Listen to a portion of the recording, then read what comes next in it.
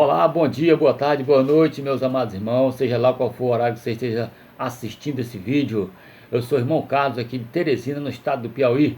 Quero mandar um abraço para todos os meus irmãos aqui do Piauí, do Brasil e do mundo. E o nosso tema hoje é a vinda de Cristo. Para você, Jesus já veio? Para mim, ele já veio. Para mim ele já veio, eu entendi que ele já veio, pelas palavras que ele mesmo falou. E nós vamos ver esse tema agora, né? E se para você entende que ele ainda não veio, não tem problema. Viva a sua vida de acordo com o que você entende. Porque nós não estamos aqui com o intuito de brigar, de discutir, mas para adorar a Deus e trazer essas mensagens de acordo com o entendimento que a gente tem no Evangelho e na Bíblia, ok? Um abraço. Mas antes de ir para o vídeo, eu quero mandar um abraço aqui para o meu amado irmão Charles, para a irmã Delma, para o meu amado irmão Riba, em Altos, Piauí, e para o meu irmão Zé Luca, para a irmã Neide, para todos os meus amados irmãos em Palmas, Tocantins. Quero mandar também um grande abraço para minha esposa Mara, que com certeza vai estar ouvindo esse vídeo, para os meus filhos, Ana Beatriz, Mairon, Rodrigo, Bianca e Samuel. Então vamos ao assunto. A vinda de Jesus Cristo, Jesus de Nazaré. Você acredita que ele já veio ou não? Eu acredito que ele já veio, pelo que ele mesmo falou. Eu quero começar a falar sobre este assunto e ler um versículo. Eu ainda não tenho como mostrar para você aí, não tenho tela para mostrar para você, mas eu vou estar lendo aqui na Bíblia e você pode estar acompanhando. Vou ler poucos versículos, mas vou deixar mais versículos e capítulos para que você acompanhe, para que você acompanhe aí na sua casa, para que você não diga que eu estou falando de mim mesmo. Então, vamos lá. Eu quero começar lendo no livro de Mateus, capítulo 16, versículo 27 e 28. Vamos começar por aqui, ter essa ideia. Mateus capítulo 16, versículo 27 e 28. Mateus 16, capítulo 27 e 28. Vamos lá. E bem no finalzinho. Diz assim: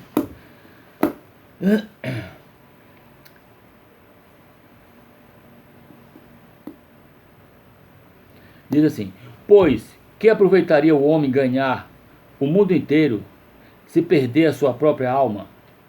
Ou o que dará o homem em recompensas da sua alma? Aí vem o 27. Porque o Filho do Homem virá na glória do seu Pai com os seus anjos, então dará a cada um segundo as suas obras. Observe bem, segundo as suas obras. E em verdade vos digo que alguns há dos que aqui estão, observe bem, dos que aqui estão, que não provarão da morte até que vejam vir o Filho do Homem no seu reino. Vamos analisar, vamos fazer uma análise destes versículos aqui. Olha, aqui era Jesus, o próprio Jesus falando para os seus discípulos. E ele falou, dizendo que aqui comigo está alguns dos que não provarão a morte até que vejam vir o Filho do Homem sobre as nuvens. Jesus falando para os discípulos. Então ele estava dizendo que antes que os discípulos morressem, ele viria para salvar. Ele viria para salvar. Porque ele ia morrer na cruz e ia tirar os pecados. Mas a salvação completa era só na sua vinda, na segunda vinda, que aconteceu no ano 70, com a destruição de Israel. Então, vamos ver, analisar mais um pouco este versículo, mais um pouco. Aqui o 27. Porque o Filho do Homem virá na sua glória do seu Pai com seus anjos, então dará a cada um segundo as suas obras. Segundo as suas obras. Então isso era para aquele povo judeu que viviam pelas obras. A salvação era pelas obras. A salvação, eles tinham que manter a salvação pelas obras que faziam. Se eles cometessem pecado, eles perdiam a salvação. Se deixassem de acreditar em Jesus, eles perderiam a salvação. Era pelas obras, né? Teriam que praticar o jejum, teriam que praticar boas obras, estar sempre sem negar a Deus, sem negar a Cristo, porque senão perdiam a salvação, os judeus daquele tempo, né? Era segundo as obras. Então, tal que Paulo falou depois que a salvação não era mais pelas obras, né? A salvação não era pelas obras, né? Porque as obras eram coisas da lei, que Jesus veio naquele tempo para cumprir, e cumpriu, né? Então, este versículo explica bem claro.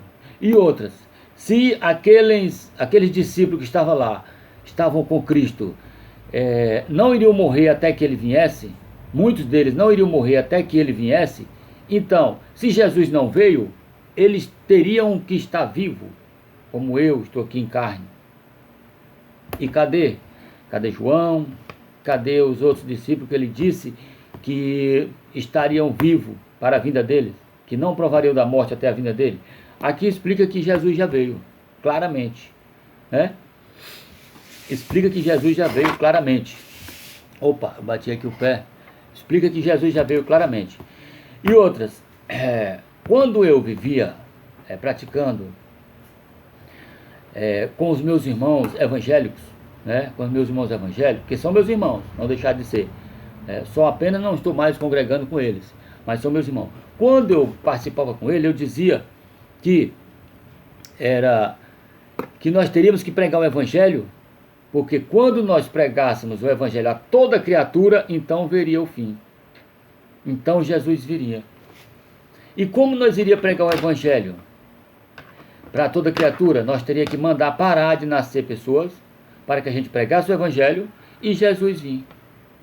Assim ele viria. Então, isso prova uma coisa que era falácia, né? Era um sofisma, como a gente diz. Coisas que não existem. A gente pregar o evangelho para Jesus vir, para que depois Jesus venha. Quando todo mundo souber do evangelho, aí que Jesus viria. Porque o evangelho já foi pregado a toda criatura daquele tempo, né? Não era para nós hoje, era para aquele tempo, para que Jesus viesse no ano 70 e salvasse os que creram nele, né? Isaías falou isso, como está escrito aqui em Romanos, em Hebreus 10, 16 ao 18. Hebreus 10, do 16 ao 18, diz que o evangelho foi pregado a toda criatura. Elias fala isso. Paulo comenta que Elias falava isso. Moisés. O evangelho foi pregado a toda criatura naquele tempo. E aqui em Colossenses 1, 23, fica bem claro. Paulo dizendo que o evangelho foi prego a toda criatura, né? Foi prego a toda criatura naqueles tempos.